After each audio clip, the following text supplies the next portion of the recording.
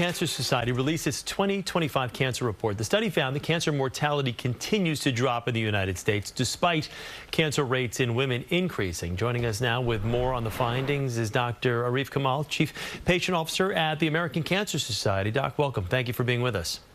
Thanks for having me. So what surprised you most about the results in this study?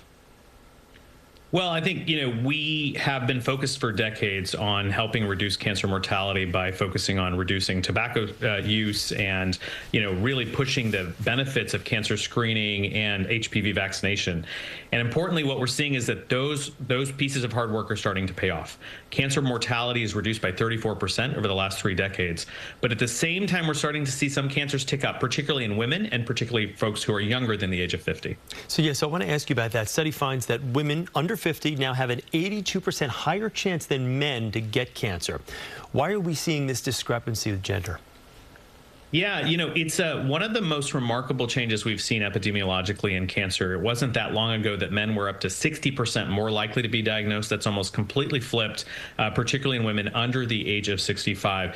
There are some concerns of why that is. Part of it may be that there are cancers that are screenable in women, like breast cancer, that we may be finding more of at earlier stages. That goes along with the story that less women are dying of breast cancer, so that's the good news.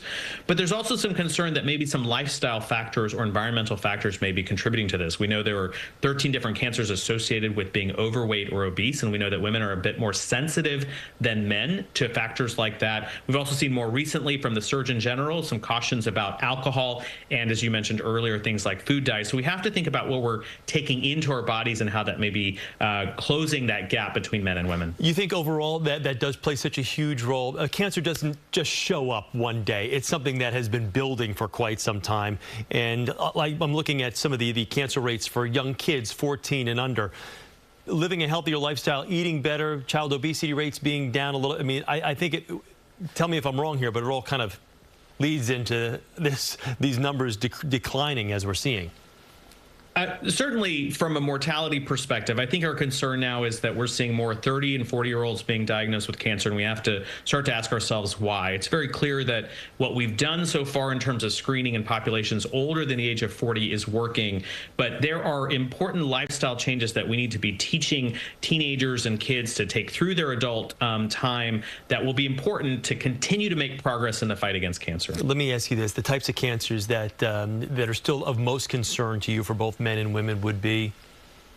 Well, breast and colorectal cancer for sure. We're seeing a dramatic rise in colorectal cancer, particularly in people under the age of 50 in both men and women. We're seeing a rise in early onset breast cancer in women. And then we're also seeing pancreas cancer start to evolve to third leading cause of cancer death. And there seems to be no slowing of its incidence down nor its mortality. In fact, in pancreas cancer, we have no screening tests for it, and 5-year survival still remains under 10%. So it's something that continues to perplex us and needs more research. And I guess before I let you go, you would advise screening and just making sure you've got a doctor and stay up to date on all your patient visits and all your screenings.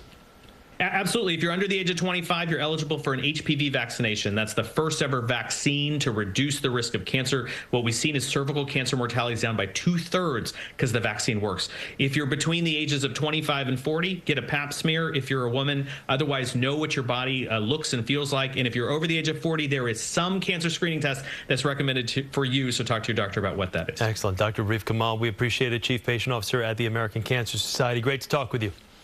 Take care. All right. For more stories about cancer and prevention, head to our website, cbsnewyork.com.